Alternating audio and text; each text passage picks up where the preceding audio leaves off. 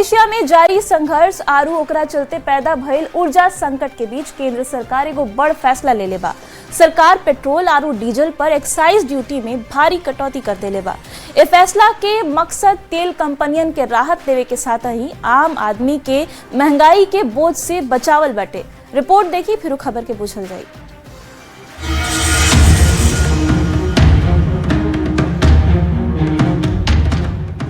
पश्चिम Asia में जारी तनाव और वैश्विक ऊर्जा संकट के बीच केंद्र सरकार पेट्रोल डीजल पर एक्साइज ड्यूटी घटावे के बड़ फैसला ले बा। सरकार पेट्रोल पर एक्साइज ड्यूटी के 13 रुपया प्रति लीटर से घटा के 3 रुपया प्रति लीटर कर देले बा, मतलब 10 रुपया की कटौती कइल गइल बा। डीजल के बात करी जा तो 10 रुपया प्रति लीटर के एक्साइज ड्यूटी के पूरा तरीका से खत्म कर देल गइल बा। सरकार के उद्देश्य कीमत के स्थिर रखल और तेल कंपनियन के घाटा के कम करे के बा, ताकि वैश्विक संकट के बावजूद ईंधन के कीमत अचानक ना बढ़े और आम जनता पर महंगाई के अतिरिक्त बोझ ना पड़े। बिहार सरकार के मंत्री विजय चौधरी भी यह कदम के आम जनता के राहत देवे वाला फैसला बतैले बड़न। इस देश के लोगों की परेशानी को कम करने के लिए केंद्र सरकार का ये प्रयास या ये कदम सराहनीय है। कुल मिला के वैश्विक ऊर्जा संकट के बीच सरकार के ये फैसला तेल कंपनियन के राहत देवे के साथ ही आम आदमी के भी संभावित महंगाई से बचावे की कोशिश के तौर पर देखल जा रहल बा और मैसेज भी साफ बा कि लोग अफवाह में ना पड़े। Bureau report, news 18।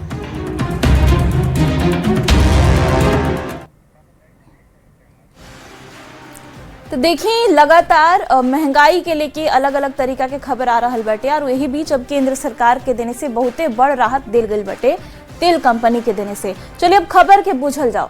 सरकार पेट्रोल डीजल पर एक्साइज ड्यूटी घटा देले बाटे। खबर ई बा। अब एक्साइज ड्यूटी का होला इहो जान ली। तो सरकार जौन उत्पाद शुल्क के रूप में लेवे ले ओकरा के एक्साइज ड्यूटी कहल जाला। मतलब ही कि सरकार पेट्रोल आरू डीजल पर जवन एक्साइज ड्यूटी पहले वसूलत रहे, अब वो उत्पाद शुल्क में सरकार कटौती कर देले बा। मतलब कि सरकार अब कम शुल्क ली। अब यो जान ली कि सरकार एक्साइज ड्यूटी में कितना कटौती कैले बाटे। तो बता दी कि 10 रुपया की कटौती एक्साइज ड्यूटी में कैल गई बा। पहले पेट्रोल पर 13 रुपया प्रति लीटर एक्साइज ड्यूटी लागत रहे, सरकार 10 रुपया की कटौती कैलस। तो यही से अब पेट्रोल पर एक्साइज ड्यूटी खाली 3 रुपया लागी। अगर डीजल की बात कल जाओ तो डीजल पर 10 रुपया एक्साइज ड्यूटी पहले लागत रहे, सरकार एकरा में 10 रुपया घटा देले बा। एकरा मतलब एक्साइज ड्यूटी अब शून्य हो गई बा, मतलब कि खत्म हो गई बा। एक्साइज ड्यूटी घटावे के मकसद का बा इहो बोझ नहीं। तो देखिए कि तेल के घरेलू कीमत के स्थिर रखल सरकार के पहल का मकसद रहे। तेल कंपनियन के घाटा के कम करे के मकसद से भी ई फैसला सरकार ले बिया। बिना कीमत बढ़ाइले नुकसान के भरपाई कैसे होखे इहो सोच के ई फैसला ले गइल बा। आम जनता पर महंगाई के बोझ ना बढ़े, एहू चलते सरकार कहीं ना कहीं फैसला ले बाटे। एक्साइज ड्यूटी घटा के अब फायदा का हुई इहो जान ली। तो देखिए कि पश्चिम एशिया में युद्ध के कारण क्रूड ऑयल महंगा हो गई बाटे। तेल कंपनियन के बेसी पैसा चुकावे के पड़ रहा बा। एकरा चलते तेल कंपनी के तेल के दाम बढ़ावे के कहीं ना कहीं अब खबर आवे लागल रहे कि जब वो खरीदत महंगा बा तब बेचबो महंगा करी। तेल के दाम बढ़े से सीधा असर आम आदमी पर पड़ित और आम आदमी के परेशानी बढ़ जाइत। सरकार अब तेल कंपनियन के बड़ राहत दे देले बाटे। एक्साइज ड्यूटी के कम भइला से तेल कंपनियन के अब घाटा भी कम हुई। तो तेल कंपनी कीमत ना बढ़ाई।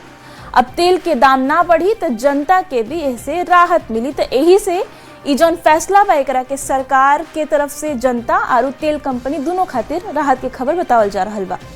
अब बात बिहार के सियासत के सबसे बड़ खबर के। सूत्र के हवाले से मिलल जानकारी के मुताबिक मुख्यमंत्री नीतीश कुमार सोमवार के मतलब कि 30 मार्च के बिहार विधान परिषद के सदस्यता से इस्तीफा देवे वाला बड़न।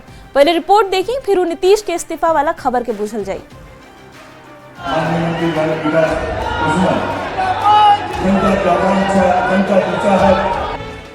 16 मार्च 2026 के बिहार के मुख्यमंत्री नीतीश कुमार राज्यसभा खातिर निर्वाचित भइले और एक साथ ही नीतीश देश के ऊ चुनिंदा नेता में शामिल हो गए जे चारों सदन के सदस्य रह चुकल बाड़न। नीतीश कुमार राज्यसभा के जरिए केंद्र के राजनीति में जा रहल बाड़े। सूत्र के मानल जाओ तो ओकरा पहले 30 मार्च मतलब कि सोमवार के दिन नीतीश कुमार विधान परिषद के सदस्यता से इस्तीफा देवे वाला बाड़न। के हिसाब से समय निर्धारित है, निर्धारित समय पर इस्तीफा जो चुन के जाते हैं वो देना पड़ता है और देते भी। वो तो उसका तो प्रोसीजर है ना संवैधानिक कि 14 दिन के अंदर देना पड़ता है। एनडीए के नेता लोग के कहनाम बा कि संवैधानिक प्रक्रिया हटे जकरा के हर केहू के निभावे के पड़ेला। नीतीश कुमार भले ही केंद्र के राजनीति में जा रहल बने, बाकी अगला सरकार भी उनके मार्गदर्शन में चली। न्यूज 18 खातिर पटना से शैलेंद्र कुमार और धर्मेंद्र कुमार के साथ ब्यूरो रिपोर्ट। तो नीतीश कुमार अब विधान परिषद की सदस्यता से इस्तीफा देवे वाला बड़न और एकरा से अब बिहार के सियासत गरमाइल बा। आई अब खबर के बूझल जाओ तो सूत्र के हवाले से मिलल जानकारी के मुताबिक सोमवार के दिन मुख्यमंत्री नीतीश कुमार विधान परिषद के सदस्यता से इस्तीफा देवे वाला बड़न।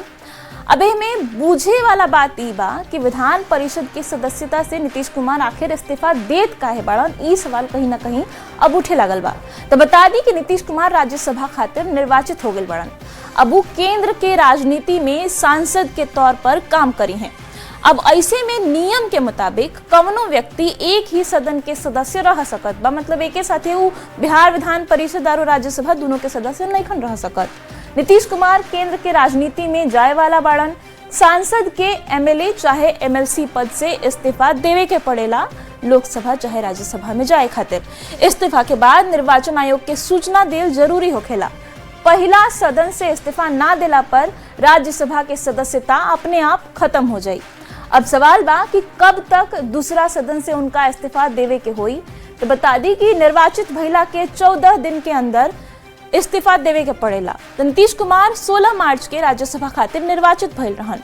एकरा मतलब कि उनका 30 मार्च तक एमएलसी पद से इस्तीफा देवे के होई। एकरा साथ ही इहो रवा के बता दी कि नीतीश कुमार के साथ नितिन नवीन के भी इस्तीफा देवे के पड़ी। 16 मार्च के नितिन नवीन भी राज्यसभा खातिर चुनल गईले। अभी बांकीपुर से बीजेपी के विधायक बाड़न और नितिन नवीन के विधानसभा से इस्तीफा देवे के पड़ी अगर उनका राज्यसभा में अपन सदस्यता बरकरार रखे के बात। और एकरे पर अब बिहार में सियासत हो रहल बा, काहे कि लंबा कार्यकाल के बाद नीतीश अब एमएलसी पद से इस्तीफा देवे वाला बाड़न। बढ़ल जाओ अगला खबर के देने। बिहार में बिजली उपभोक्ता खातिर बहुते बड़ बदलाव होखे वाला बा। 1 अप्रैल से बिजली के बिल पूरा दिन एक जैसन ना रही, बल्कि समय के अनुसार तय हुई। नया फैसला के तहत दिन में बिजली सस्ता मिली और राती खानी महंगा हो जाए। रिपोर्ट देखी फिर खबर के पूछल जाए।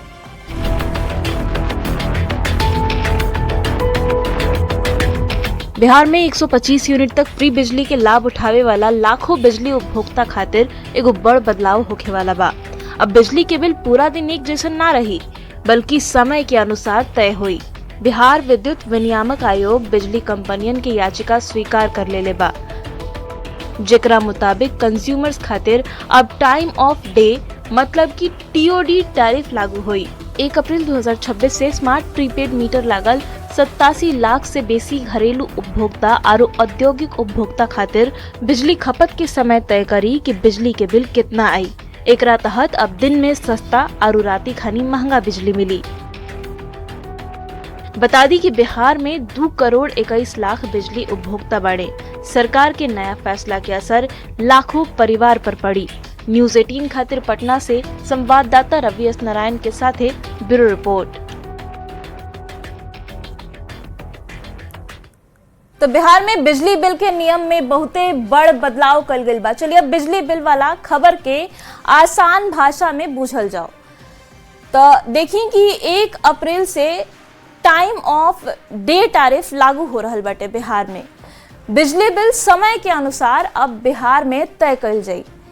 तो ये बहुते बड़ बदलाव बिहार में बिजली बिल के लेके कल गई बाटे। डे टैरिफ लागू हो जाई 1 अप्रैल से और ओकरे हिसाब से बिजली के बिल आई। अब सवाल बा कि समय के हिसाब से बिल आई, तब कब कितना बिल आई ई कैसे पता चली। तो बता दें कि दिन के समय में बिजली सस्ता रही, राती खानी महंगा हो जाई। अब सबसे बड़ सवाल ये बा कि ई जौन नियम बाटे ओकरा चलते आखिर कितना राशि चुकावे के हुई। तो बता दी कि दिन में सुबह 9 बजे से शाम 5 बजे तक बिजली बिल के रेट 80% हो जाई, जबकि रात के समय शाम 5 बजे से राती खानी 11 बजे तक यह दर 120% हो जाई। हालांकि घरेलू उपभोक्ता खातिर 120 ना बल्कि 110% ही बिजली बिल के रेट रही।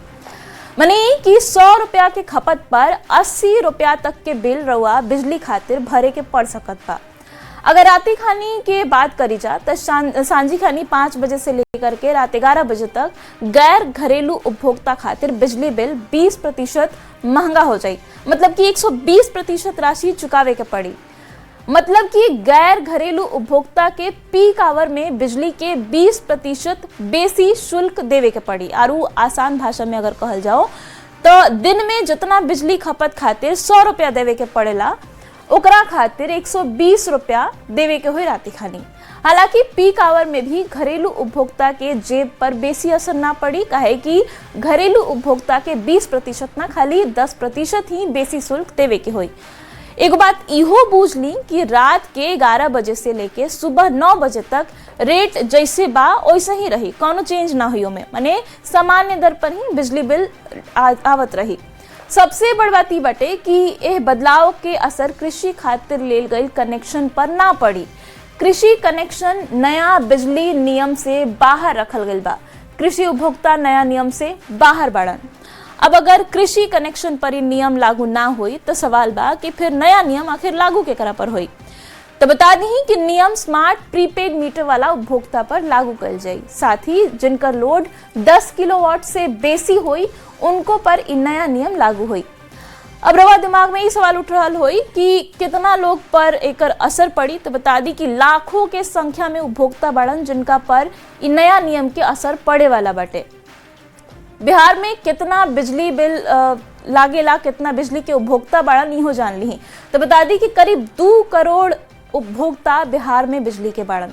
स्मार्ट मीटर के अगर बात करी जा कि वो कितना घर में लागल बा, तो बता दी कि हर घर में बिहार में स्मार्ट मीटर लाग गल बा। खास करके अगर शहरी क्षेत्र की बात करी जा तो ओइजा स्मार्ट मीटर लाग चुकल बा।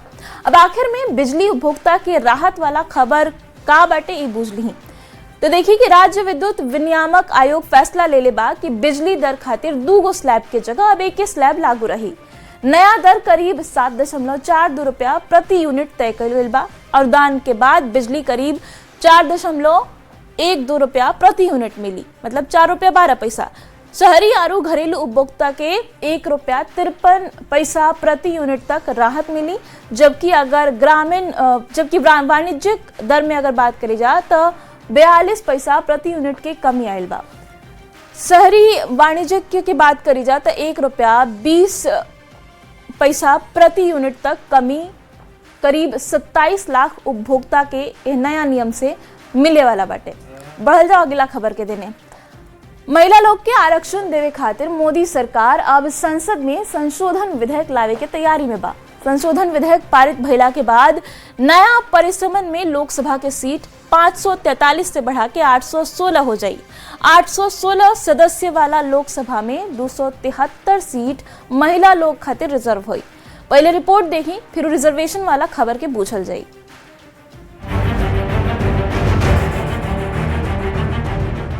ये तस्वीर 2023 के है जब नारी शक्ति वंदन अधिनियम संसद में पारित भइल रहे और महिला सांसद पीएम मोदी के स्वागत कैले रही। करीब 3 साल बाद सरकार एह कानून में संशोधन करे जा रहल बा। महिला के आरक्षण देवे खातिर मोदी सरकार अब संसद में संशोधन विधेयक लेके आई। एह बिल में लोकसभा सीट के परिसीमन और सीट बढ़ावे खातिर 2011 के जनगणना के आधार माने के प्रावधान कइल जाई। एकरा के लेके बिहार के महिला सांसद काफी खुश बाड़ी। देश के प्रधानमंत्री जी ने समझे और 33% आरक्षण देके आज महिलाओं को ला रहे हैं, तो दया ममता करुणा सब आ रही है और देश आगे बढ़ेगा और भी आगे बढ़ेगा। एनडीए के नेता इस फैसला से काफी उत्साहित बने और उस सरकार के संशोधन विधेयक पर कांग्रेस सवाल उठा रहल बा। कांग्रेस के कहना बा कि खाली हेडलाइन मैनेजमेंट हटे। अब कहेंगे हेडलाइन बदलने की बात है, लेकिन हकीकत ये है, सवाल हम फिर भी पूछेंगे। हम और पूरा देश अब इनकी ये नौटंकी समझ चुका है। जबकि आरजेडी सांसद मीसा भारती बंगाल चुनाव से पहले एकरा के वोट के राजनीति के कवायद करार दिली। हाँ, मैंने भी सुना है कि शायद इस वीक फ्राइडे तक शायद आएगा, और मुझे ये लगता है कि शायद बंगाल चुनाव को देखते हुए ये बिल लाया जा रहा है। 2023 में नारी शक्ति वंदन अधिनियम संसद में पारित भइल, जो नया जनगणना के परिसीमन के बाद लागू हुई। ई संशोधन यही से ले आवल जा रहल बा जेकरा से 2029 के लोकसभा चुनाव तक महिला आरक्षण लागू कर जा सके। न्यूज 18 खातिर दिल्ली से अमितेश सिंह के साथ ब्यूरो रिपोर्ट।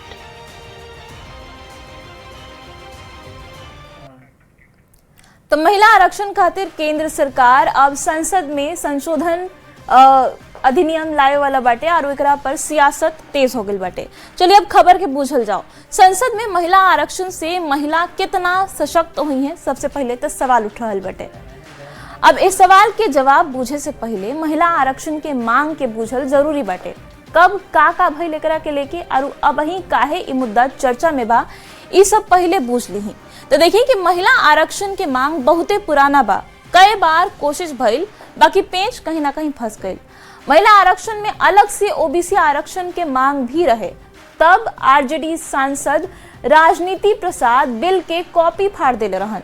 2023 में मोदी सरकार नारी शक्ति वंदन अधिनियम पास करा दिलस। परिसीमन के बाद 2029 के चुनाव में लागू करे के अब एकरा के तैयारी भी बटे। 2023 में मोदी सरकार नारी शक्ति वंदन अधिनियम पास करैलस। एकरा के महिला आरक्षण विधेयक भी आम भाषा में, आम बोलचाल के भाषा में कहल जा रहल बा। करीब 3 साल बाद मतलब कि 2026 में महिला आरक्षण विधेयक में संशोधन की अब तैयारी चल रहल बा। लोकसभा में ई महिला आरक्षण के बिल संशोधन खातिर आ सकत बा। लोकसभा के कुल सीट में 33% बढ़ोतरी के प्रस्ताव एकरा में रही। एकरा बाद महिला लोग खातिर 273 गो सीट आरक्षित हो सकता। 2029 के चुनाव में जौन होई ओकरा पहले ही ई नियम लागू करे के तैयारी केंद्र सरकार कर रहल बिया और एकरा खातिर 2 गो अलग अलग बिल सरकार लेके आवे के तैयारी में बाटे। अब खबर के बूझी। प्रक्रिया के कानूनी रूप देवे खातिर संविधान संशोधन विधेयक ले आवल जाई। 2011 के जनगणना के आंकड़ा के आधार बना के सीट के परिसीमन हुई। परिसीमन के बाद लोकसभा सीट के संख्या 816 कर देल जाई। 816 हो सकत बा। नारी शक्ति वंदन अधिनियम में संशोधन कल जाई। संसद में 33% महिला आरक्षण की व्यवस्था हुई। प्रस्तावित 816 सीट के हिसाब से महिला लोग खातिर 273 गो सीट आरक्षित हो जाई। 33% महिला आरक्षण लागू भइला पर संसद के तस्वीर कैसन हुई इहो जान ली। तो देखिए कि लोकसभा में अब ही 543 गो सीट बाटे, जेकरा में अगर 273 गो सीट बढ़ी तो कुल सीट हो जाई 816। अब ऐसा होई तो संसद के नया जौन बिल्डिंग बनल बाटे वो बहुते काम आ जाई, कहे कि बैठे के व्यवस्था पुरनका बिल्डिंग में कम रहे, ऐजा बैठे में कोनो दिक्कत ना हुई। मतलब कि 2029 में जवन 816 सीट पर चुनाव हुई ओमे 33% महिला आरक्षण की व्यवस्था लागू हुई और 273 गो सीट पर महिला लोग खातिर आरक्षण रही। अब सवाल से खबर के बूझी। सवाल ही बा कि संसद में 33% महिला आरक्षण हक हटे कि चुनावी दाव हटे। महिला आरक्षण से महिला लोग कितना सशक्त हुई है इहो कहीं ना कहीं सवाल उठ रहल बा। बिहार में महिला आरक्षण के कितना फायदा मिलल, काहे कि 2006 से ही बिहार में पंचायती राज में 50% महिला लोग के आरक्षण मिलल बटे। कहीं सदन में मुखिया पति कल्चर हावी तो ना हो जाए, जैसे कि बिहार में देखे के मिलत रहे कि मुखिया महिला बन जात रही और काम उनकर पति करत रहन मुखिया पति के नाम से। नया परिसीमन क्षेत्रीय संतुलन तना बिगाड़ दी, इहो कहीं ना कहीं एगो बहुते बड़ सवाल बाटे, जेकरा के लेके अब कहीं ना कहीं सियासी बहस चल रहल बा। बढ़ल जाओ अगला खबर के देने। और अब बात सुप्रीम कोर्ट के एगो बहुते बड़ फैसला के। सुप्रीम कोर्ट SC/ST एक्ट के लेके एगो बहुते बड़ फैसला सुनैले बा। कोर्ट साफ कर देलस कि अनुसूचित जाति के संवैधानिक प्रावधान खाली हिंदू, सिख और बौद्ध धर्म तक ही सीमित बा। ई तीनों धर्म के छोड़ के अगर केहू व्यक्ति मुस्लिम चाहे ईसाई बन जाई तो ओकर SC/ST के दर्जा खत्म हो जाई। पहले रिपोर्ट देखी फिर खबर के पूछल जाई।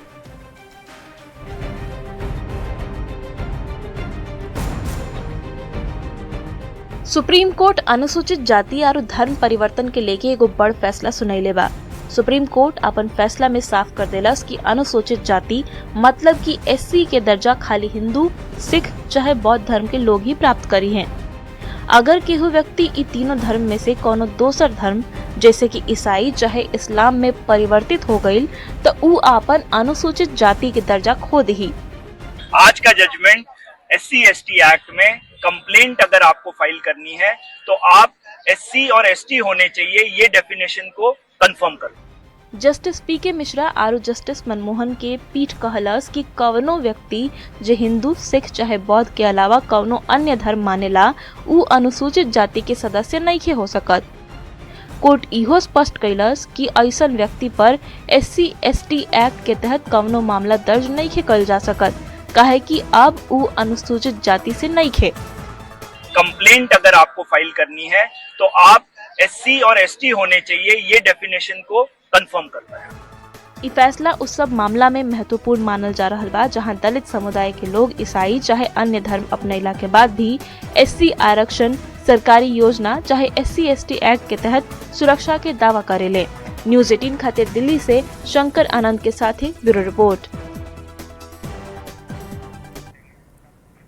तो देखिए SC/ST एक्ट के लेके सुप्रीम कोर्ट के देने से बहुते बड़ फैसला आ गई बाटे और फैसला ई बा कि अब अगर केहू हिंदू चाहे सिख धर्म छोड़ के चाहे बौद्ध धर्म छोड़ के कोनो दोसर धर्म अपना लेता तो ओकरा पर SC/ST एक्ट लागू ना होई, काहे कि उ लोग अब दोसर धर्म अपना ले बाटे तो यही से शेड्यूल कास्ट चाहे शेड्यूल ट्राइब में अब उ लोग नहीं खे और एकर फायदा उ लोग के नहीं खे मिल सकत। और इहे मुद्दा के लगातार बीजेपी तूल दे रहल बा, काहे कि कहीं ना कहीं धर्म परिवर्तन के लेके हमेशा से बीजेपी आवाज उठावत रहेले। और एकरा साथे खबर के बूझी में अब ही खतियत में बाकी न्यूज़ 18 बिहार झारखंड पर खबर लगातार जारी बा।